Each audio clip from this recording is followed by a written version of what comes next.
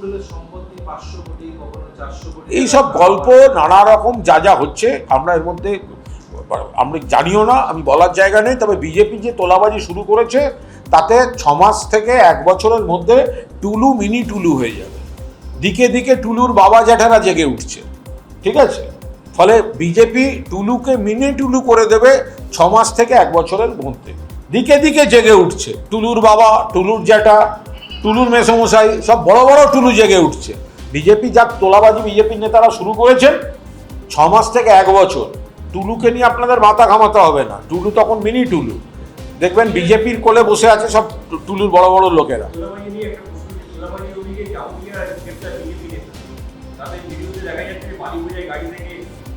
ভয়ঙ্কর চারদিকে চলছে। জামুড়িয়া কোন জেলা? আমি গতকাল এখানে বসে কি বলেছিলাম? যে বিভিন্ন জেলায় তোলাবাজি আসছে। পশ্চিম বর্ধমানে খবর নিন, আমি বিজেপির এমন পরিবার বলে দিতে পারবো যা অভিযোগ পাচ্ছিলাম, পরিবারের 4 জন চারদিকে যাচ্ছেন, 4 জনই বলছেন এত দাও। গোটা রাজ্যে একাংশের বিজেপি, নিশ্চয়ই সবাই নন, যেভাবে তোলাবাজি করছেন, আরে তৃণমূলকে বলছে মামলা দিয়ে দেবো, মিথ্যা মামলা দিয়ে দেবো, আগে এত টাকা চাই। আর তৃণমূলের যে কয়েকজন তোলাবাজিতে নাম করেছিল তাদের কাছ থেকে আবার তোলা তুলছে, মানে ডবল ডেকার তোলাবাজ।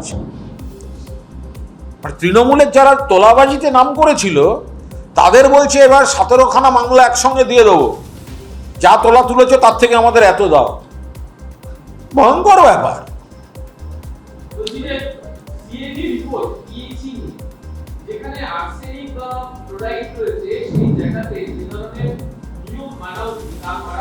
বলতে পারবো না, প্রশাসনিক বিষয়।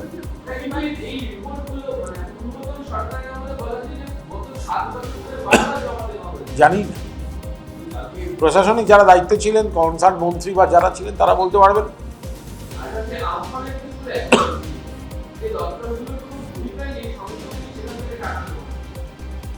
এটা একদম হাইলি প্রশাসনিক টেকনিক্যাল বিষয়, এটা এইভাবে বলতে পারবো না। যারা প্রশাসন চালিয়েছেন, এই তো আপনি ধরুন সিপিএম জমানায় অসীম দাশগুপ্তের সময় পিএল অ্যাকাউন্ট বলে একটা অ্যাকাউন্ট নিয়ে বিরাট হইচই হয়েছিল, যে একটা নির্দিষ্ট খাতে টাকা আসছে, এমন সময় এলো সেই খাতে সেই টাকাটা খরচা করা গেল না, অথচ আর একটা খাতে খুব জরুরি মানুষের স্বার্থে করা।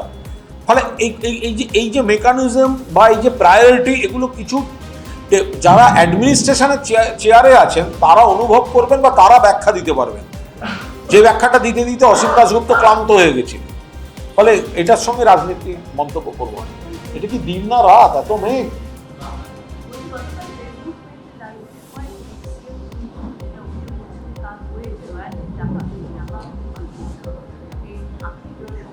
না, নিশ্চয়ই তিনি সেটা অনুভব করেছেন বলেই তো তিনি অভিযোগ করেছেন।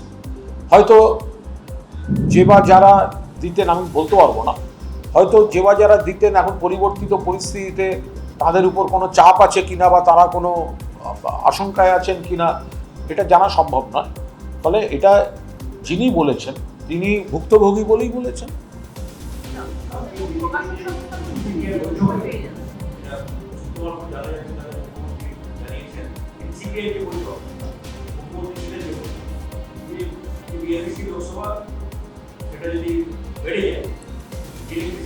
গাজর ঝুলিয়ে দিয়ে এসছে, গাজর ঝুলিয়ে দিয়ে বলে দিয়েছে তার মানে এই 42-এর মধ্যে তোমাদের কোনো জায়গা নেই, 42 বাড়লে তারপর দেখা যাবে। গাজর ঝুলিয়ে দিয়ে এসছে, এরাও তার উপর বসে রইল। চূড়ান্ত অনিশ্চয়তার মধ্যে আছেন এই 20 জন বা ওই যে কজন এনসিপিআই। এনসিপিআই মানেটা কি? এনসিপিআই কে? এনসিপিআই কি? এনসিপিআই তৃণমূলের হয়ে জিতে গেছেন সবে 2024 সালে, বিজেপি নেতাদের সঙ্গে মিটিং করছেন, মুখে বলছেন এনসিপিআইতে, লোকসভা টিভি দেখাচ্ছে এআইটিসি, মানে তৃণমূলে আছেন। তো অবিলম্বে তো সাংসদ পদ খারিজ হওয়া উচিত। আমি গতকাল দেখলাম ওই বিচিত্র পরচুলাকে রাজ্যের শিল্পমন্ত্রী তাপস রায় পর্যন্ত বিভিন্ন সাধু ভাষায় বিশেষণাভূত করেছেন। আমি এই একটা বিষয়ে তাপস রায়ের সঙ্গে একমত,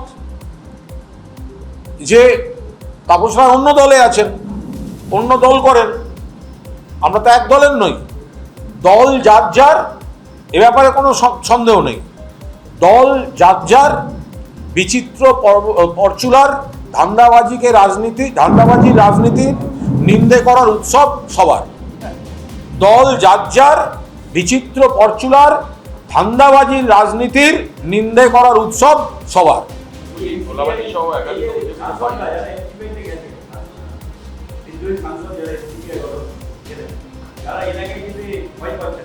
এই যে যারা যাচ্ছেন, আমি এটা একটু আপনাদের নজরে আনছি, এতগুলো কথার ভিড়ে যেন হারিয়ে না যায়। এই যে এনসিপিআই বলে যারা যাচ্ছেন, তাও তো তৃণমূলের এখনো পর্যন্ত।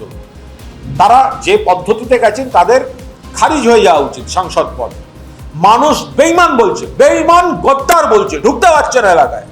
সেই জন্য শুভেন্দুর পা হচ্ছে, সেই জন্য অমিত শাহের সঙ্গে ছবি দিচ্ছে, সেই সময় প্রধানমন্ত্রীর কাছে যাচ্ছে, বিজেপি নেতাদের পায়ে পায়ে পায়ে পায়ে ঘুরে বেড়াচ্ছে।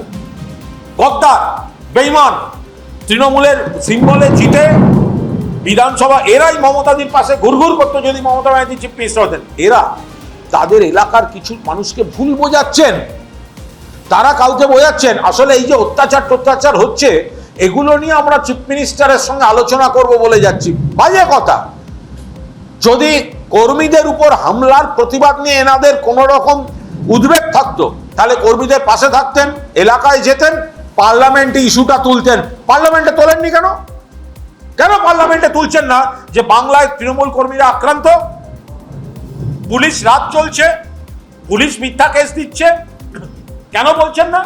আর মুখে বলছেন আমরা মুখ্যমন্ত্রীর সঙ্গে আলোচনা করব, আর আমরা এখানে থানায় যাচ্ছি, কর্মীদের সঙ্গে যাচ্ছি, কোর্টে দৌড়চ্ছি। আবার মুখ্যমন্ত্রীকেও নিশ্চয়ই দেখা হলে বলছি, চিঠি দিচ্ছি। ফলে এরা যাচ্ছে একদম ব্যক্তিগত অঙ্কে, আর ওপরে দেখাতে চাইছে আপনাদের জন্য যাচ্ছি, কারোর জন্য যাচ্ছে না, একদম স্বার্থপর নিজেদের জন্য যাচ্ছে। আমাদের ভিডিও ভালো লাগলে লাইক এবং শেয়ার করুন। কমেন্ট সেকশনে গিয়ে জানান আপনাদের মতামত। আরও ভিডিও পেতে আমাদের চ্যানেল সাবস্ক্রাইব করুন এবং প্রতি মুহূর্তে খবরের আপডেট পেতে প্রেস করুন বেল আইকন।